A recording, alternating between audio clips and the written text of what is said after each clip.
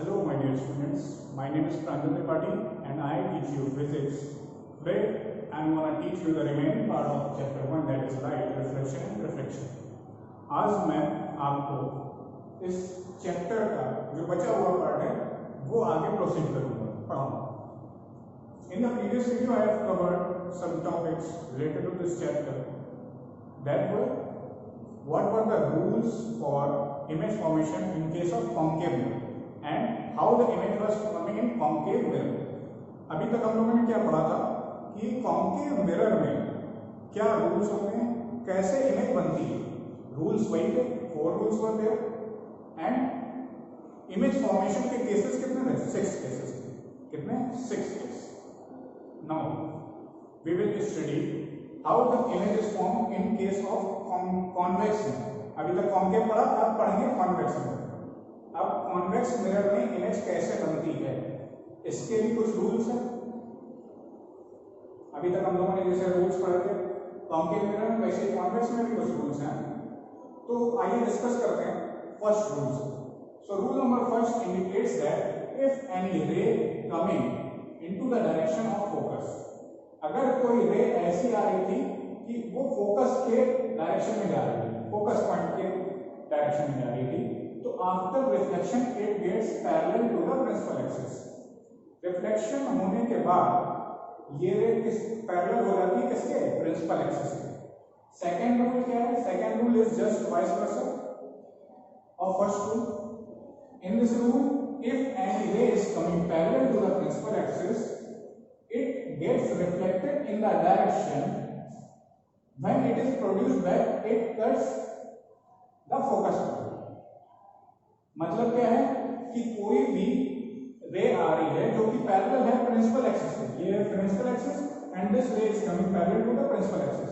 तो after reflection देखिए, जब रिफ्लेक्शन हुआ और इसको प्रोड्यूस बैक किया गया, इस रे को डॉटेड लाइन से देखिए प्रोड्यूस बैक किया गया, तो ये फोकस पे कट कर रहा है. पहले वाले रूल में क्या हो रहा था कि इनकमिंग रे फोकस की डायरेक्शन में आ रही थी, लेकिन रिफ्लेक्शन के बाद this ray was getting parallel to the principal axis. Second rule में इसका जस्ट अपोजिट उल्टा है. इसमें पैरेलली आएगी और रिफ्लेक्ट होगी जिस डायरेक्शन में उस रे को अगर प्रोड्यूस बैक किया जाएगा तो वो काटेगी कहां पे? प्रिंसिपल एक्सिस पे, focus point. Now coming to the third rule. Third rule indicates that if any ray coming in the direction of center of curvature, अभी तक ये रे आ रही थी फोकस की डायरेक्शन में, now this ray is coming into the direction of center of curvature. जब कोई रे सेंटर ऑफ कर्वेचर की डायरेक्शन में आ रही है, then after reflection it gets back into the same direction from which it was incoming. Means क्या है कि वो रे उसी डायरेक्शन में वापस चली जाएगी जिस डायरेक्शन से वो आ रही थी.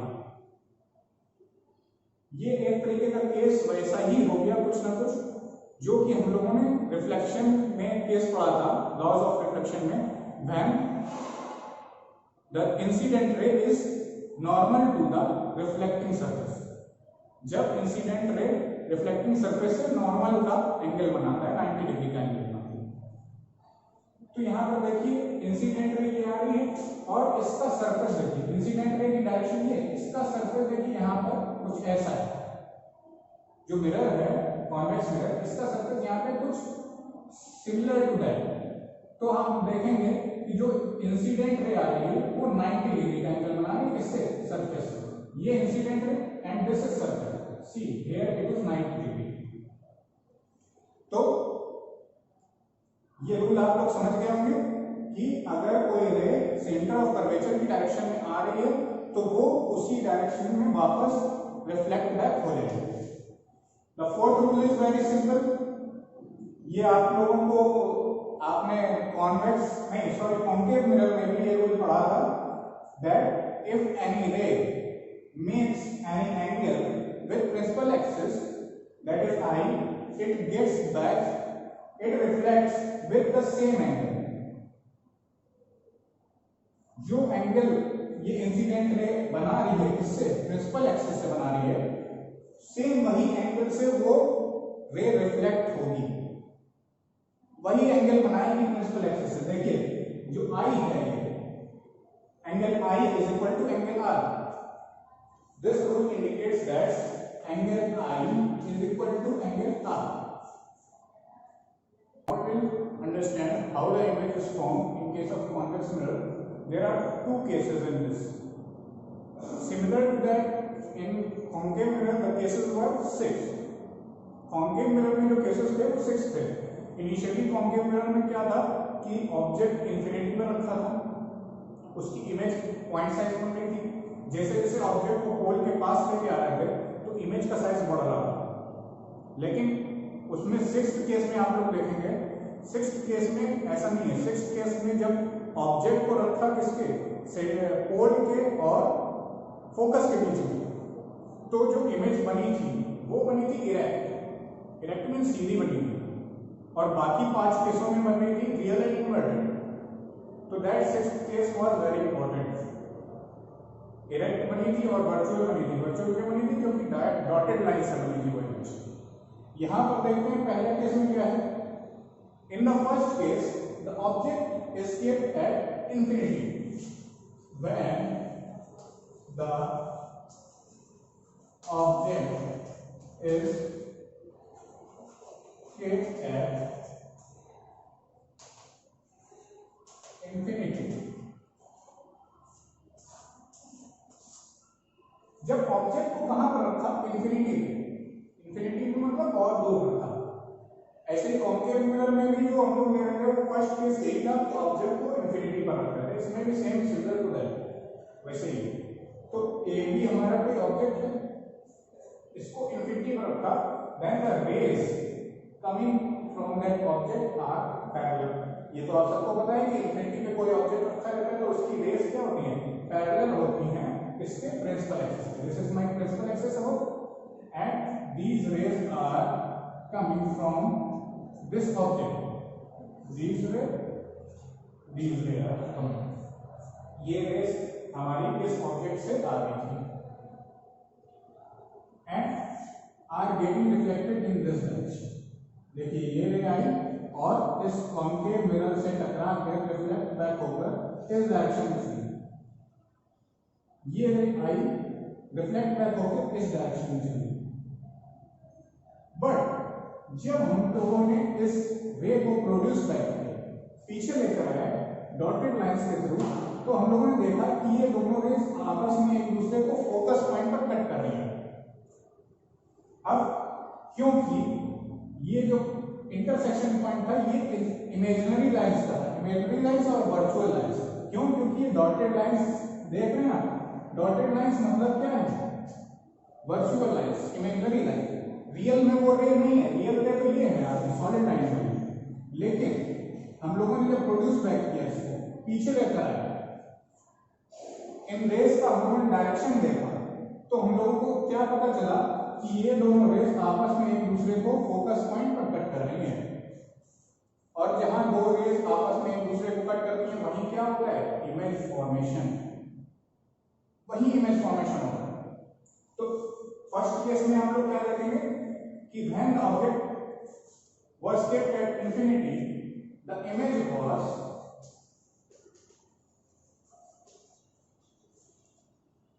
formed at focus point. Focus point. Focus point पर इमेज बन रही है और कैसी बन रही है? What is the size of the image? And here we can see that the size of image is point size. Point size कह सकते हैं या highly diminished. Highly diminished means क्या? बहुत छोटी, वेरी स्मॉल. तो ये तो था आपका, ये पोजीशन थी.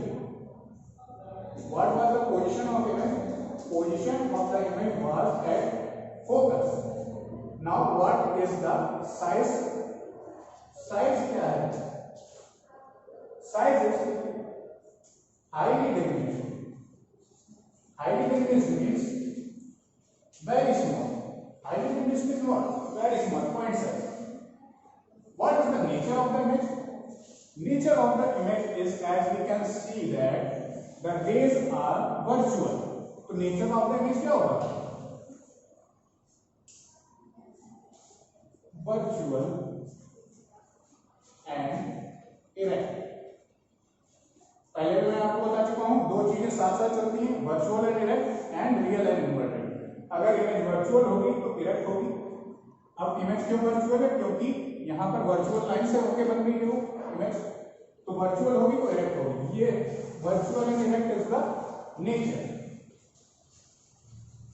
Nature of the image. तो ये था आपका फर्स्ट केस। अब हम लोग डिस्कस करेंगे सेकेंड केस। सेकेंड केस में क्या होता है?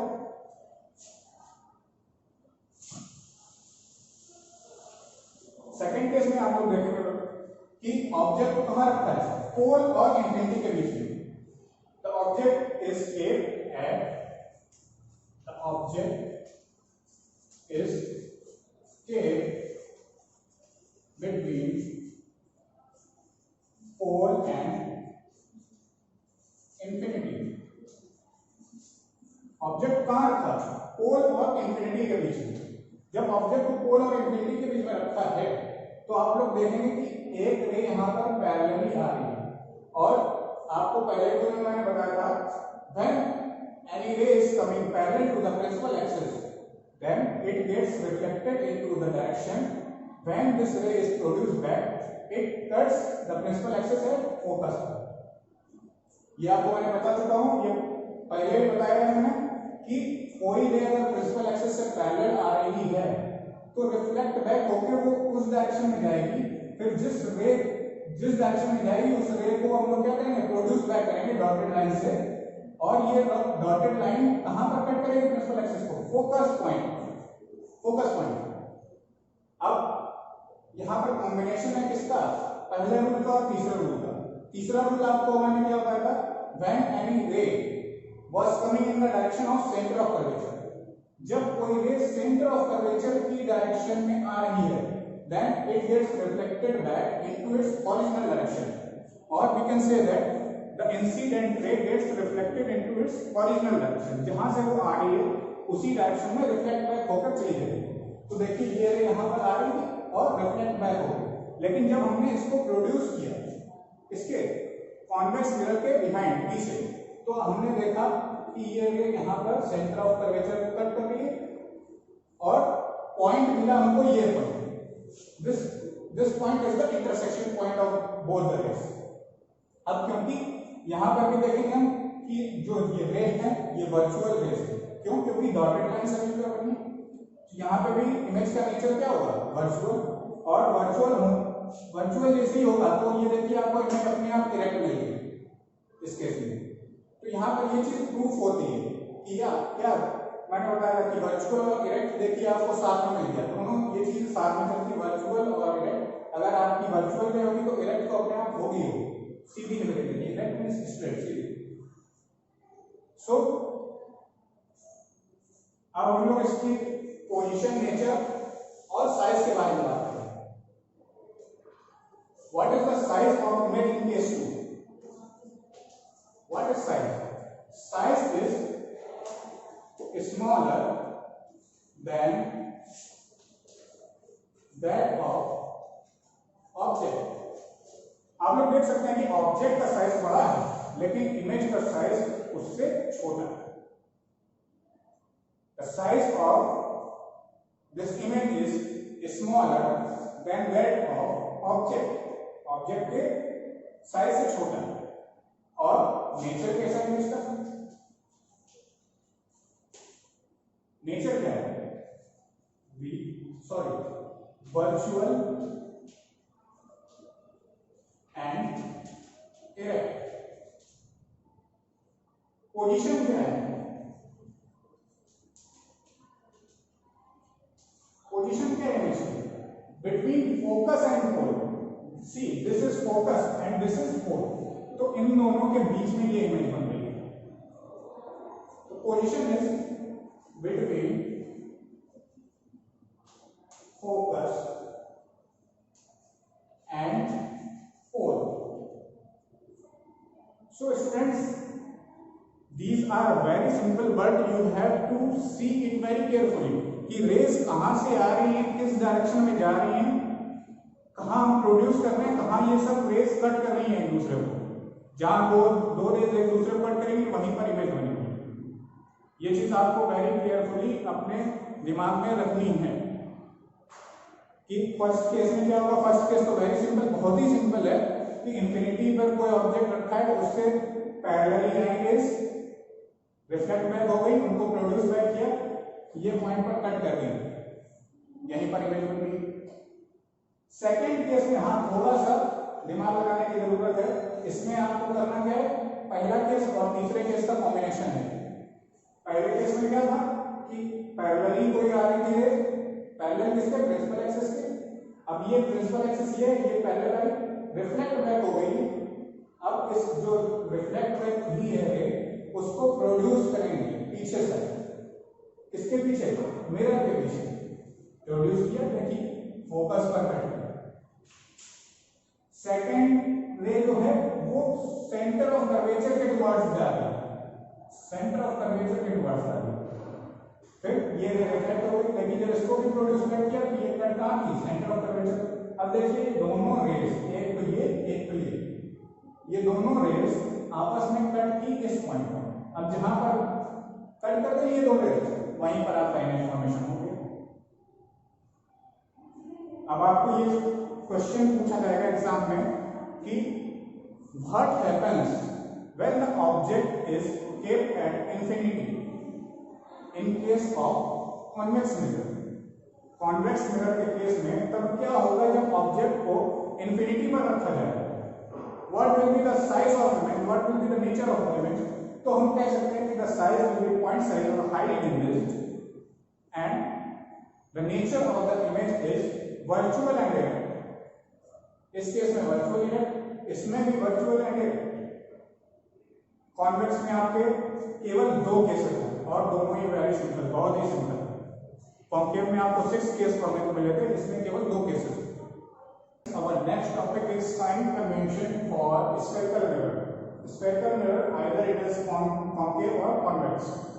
Concave हो या convex हो, दोनों के लिए साइन कैसे लिए जाते हैं।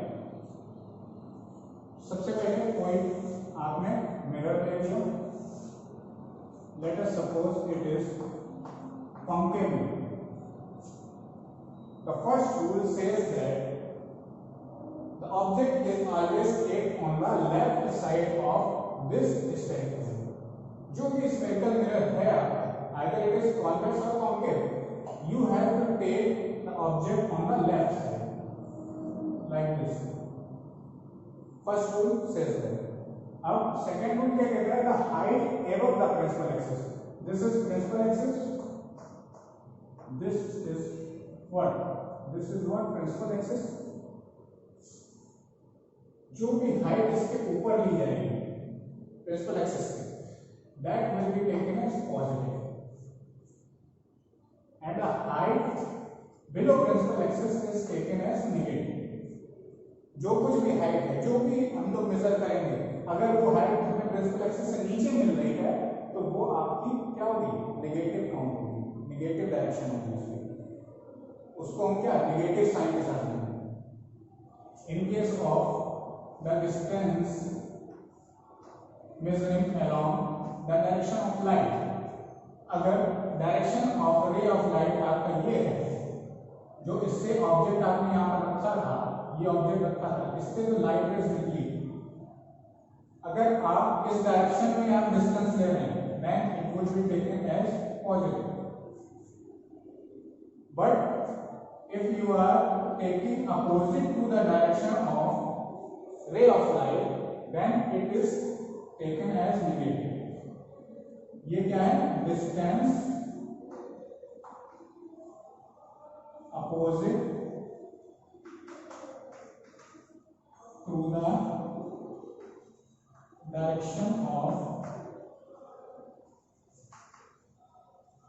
ray of light. जब डिस्टेंस अपोजिट होगा direction of ray of light का, तो वो डिस्टेंस हम लोग नेगेटिव में काउंट करेंगे, माइनस होगा। और जब डिस्टेंस इसी डायरेक्शन में होगा, रे ऑफ लाइट की डायरेक्शन में, then distance will be positive.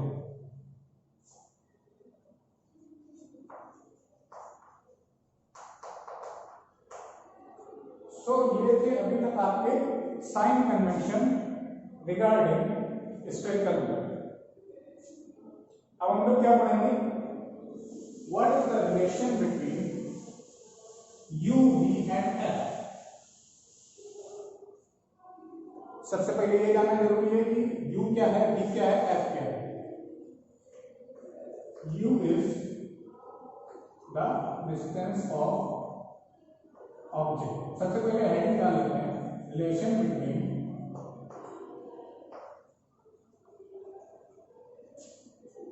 u, v and f। इन तीनों के बीच में रिलेशन है क्या? तो u क्या है, डिस्टेंस ऑफ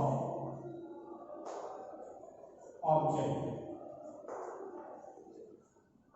v क्या है, डिस्टेंस ऑफ इमेज। अच्छा एक बात और आपको बता दें कि ये जो डिस्टेंस हम लोग मेजर करेंगे वो पोल से ही मेजर करेंगे। ये जो पोल है इसी से डिस्टेंस मेजर की है। तो u भी आपको पता चलेगा, f क्या है, फोकल लेंथ इसकी और मिरर। ये था आपका u, v एंड f। तो इन तीनों के बीच में रिलेशन क्या होता है, 1/u plus 1/v is equal to 1/f। अब क्योंकि ये बात हो रही थी मिरर की, स्फेरिकल मिरर की, तो इस रिलेशन को हम क्या कहते हैं, this relation is called as mirror formula. इस रिलेशन का यूज होगा आपका न्यूमेरिकल लगाने में, न्यूमेरिकल सॉल्व करने में। इस रिलेशन को बोलते हैं मिरर फॉर्मूला। तो अगर एग्जाम में आता है ऑब्जेक्टिव में या 1-2 नंबर के क्वेश्चन में, तो आपसे ये फॉर्मूला पूछ सकते हैं। उसमें पूछ सकते हैं कि what is u, what is v and what is f। और next topic is linear magnification. Linear magnification क्या है, the size of image with respect to object is known as linear magnification. Size इसका, image का object के size के comparison में, वही कह रहा था लीनियर मैग्निफिकेशन, कि इमेज की साइज ऑब्जेक्ट के रिस्पेक्ट में या ऑब्जेक्ट के कंपैरिजन में कितनी बड़ी बन गई है, वो हमें किससे पता चलेगा, लीनियर मैग्निफिकेशन से। इसका फॉर्मूला भी होता है लीनियर मैग्निफिकेशन का,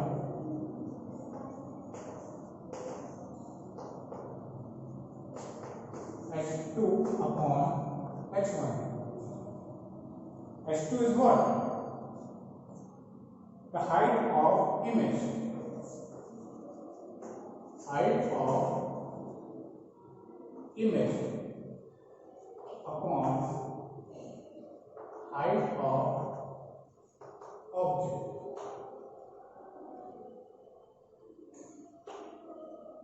Height of image upon height of object. h2 is जो अभी आपने रखा था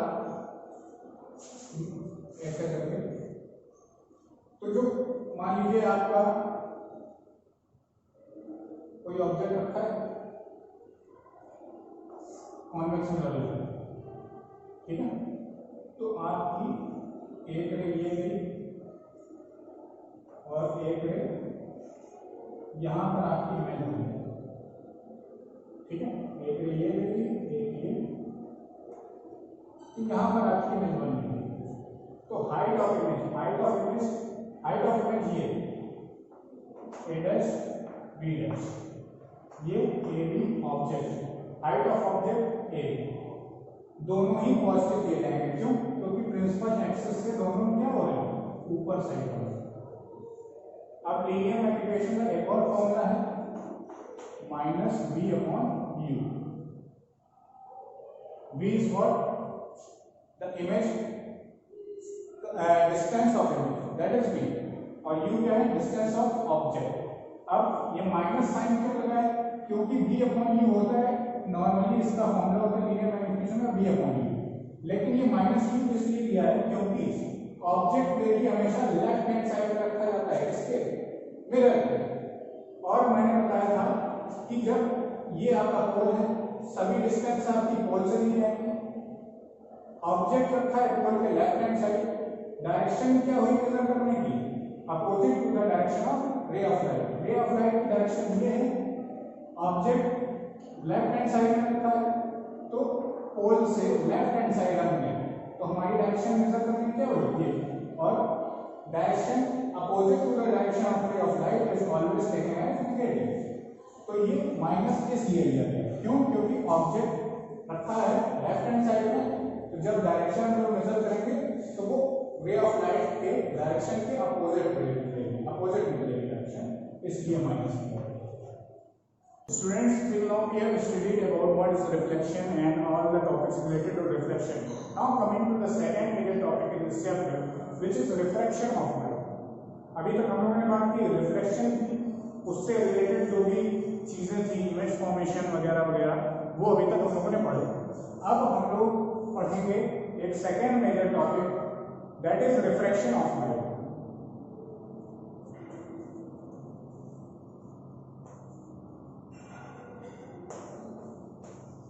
Refraction of light.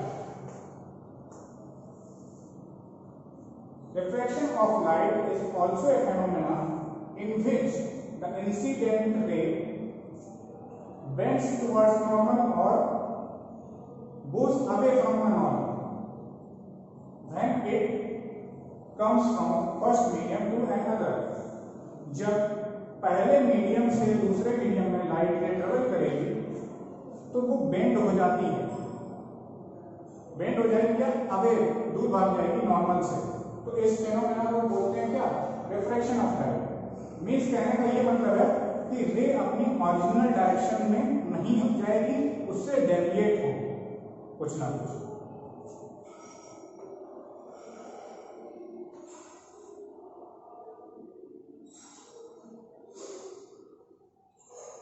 ये कोई इंसिडेंट रे है, ठीक है, इसका ओरिजिनल डायरेक्शन तो ये होना चाहिए, लेकिन ये ना होके ये क्या होता है? बेंड होता है। तो ये अभी तक था ऊपर वाला मीडियम वन, मीडियम वन से जैसे ही मीडियम टू में लाइट रे इंटर की, it bends. This is medium 1 and light ray. This is the incident ray, and this is what? Refracted ray. तो देखिए आप ये इंसिडेंट रे कोई एंगल आई बना रही थी नॉर्मल से। This is what? Normal.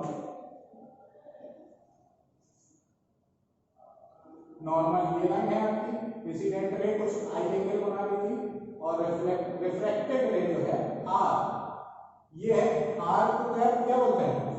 Angle of refraction.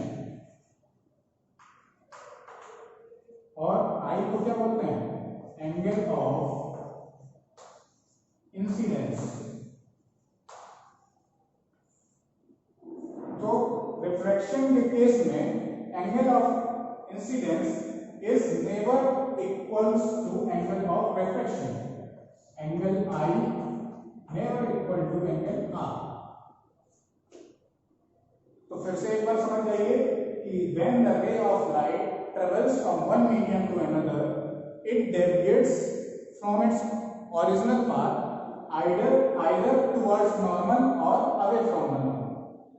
या तो वो नॉर्मल की तरफ झुकेगी या नॉर्मल से अवे, दूर भाग जाएगी, लेकिन अपने ओरिजिनल पाथ पर नहीं जाएगी बस। तो students, our next topic is optically rare medium and optically denser medium. अब हम लोग पढ़ेंगे कि रेयर मीडियम क्या होता है और डेंसर मीडियम क्या होता है। रिफ्रैक्शन को जानने के लिए सबसे जरूरी जानना है कि रेयर मीडियम क्या है और डेंसर क्या है। तो ऑप्टिकली रेयर मीडियम में क्या होगा? The speed of light is more. Rare medium में स्पीड लाइट की क्या होगी? ज्यादा होगी। But in case of optically denser medium, dense जैसा कि आप नाम से समझ सकते हैं कि डेंसर मीडियम काफी घना मीडियम जो होगा उसमें speed of light will be less. अब इस चीज को आप ऐसे समझ सकते हैं कि आपकी एक क्लास है, उसमें कुछ दूरी पर डेस्क पड़ी है। ऑप्टिकल रेयर मीडियम की बात करें तो डेस्क बहुत दूर दूर डिस्टेंस पर पड़ी है, तो आप इजीली क्लास में एक जगह से दूसरी जगह ट्रेवल कर सकते हो या मूव कर सकते हो, तो आपको कोई परेशानी नहीं होगी। वैसे ही लाइट को रेयर मीडियम में चलने में कोई परेशानी नहीं होती। इसमें लाइट की स्पीड क्या होती है, ज्यादा होती है, मोर होती है। लेकिन ऑप्टिकली डेंसर मीडियम की बात करें तो अगर क्लास में सीटें काफी क्लोजली पैक्ड होंगी, पास पास होंगी, तो आपको चलने में परेशानी होगी। कहीं आप सीट से टकराओगे, कहीं उस सीट से टकराओगे, तो आपको चलने में काफी परेशानी होगी। In optically denser medium the speed of light will be less. ये आप एग्जांपल हमने जो दिया इससे आप समझ सकते हैं। तो अब एक एग्जांपल लेते हैं इसका, air, the speed of light in air is more in comparison to speed of light in glass and water। इस एग्जांपल से हम समझ सकते हैं कि ऑप्टिकली रेयर मीडियम है क्या, कि स्पीड इसकी लाइट की एयर में, अगर एयरी मीडियम है तो वहां पर स्पीड ऑफ लाइट ज्यादा होगी। इससे अगर स्पीड ऑफ लाइट मेजर करें ग्लास में या वाटर में, तो हम कह सकते हैं कि air is optically rare than glass and water. जो आपकी एयर है वो ग्लास और वाटर से ऑप्टिकली रेयर मीडियम। अब अगर बात करें ऑप्टिकली डेंसर मीडियम की, तो हम कह सकते हैं कि glass and water are optically denser than that of air। क्यों? क्योंकि ग्लास और वाटर में स्पीड लाइट की क्या हुई थी, कम हुई थी इससे एयर से। तो हम ये बात कह सकते हैं कि ग्लास और वाटर ऑप्टिकली डेंसर मीडियम। बात एक ही है, लेकिन इस बात को समझने के लिए सबसे ज्यादा इंपॉर्टेंट है स्पीड ऑफ लाइट को समझना। Speed of light optically rare medium में ज्यादा होगी, speed of light denser medium में कम होगी, लेस। एग्जाम्पल आपको सबसे बढ़िया ये एग्जाम्पल आपको दिया कि ग्लास में और वाटर में लाइट को ट्रेवल करने में परेशानी होती है, उसमें लाइट की स्पीड कम हो जाती है। लेकिन एयर की बात करें तो एयर मतलब, क्योंकि एयर के मॉलिक्यूल्स काफी क्लोजली पैक्ड नहीं होते, दूर दूर होते हैं, तो लाइट को इजीली ट्रेवल करने का मौका मिलता है, इसलिए उसमें स्पीड ऑफ लाइट ज्यादा होती है optically rare medium. I hope you have all got the concept of optically rarer medium and optically denser medium.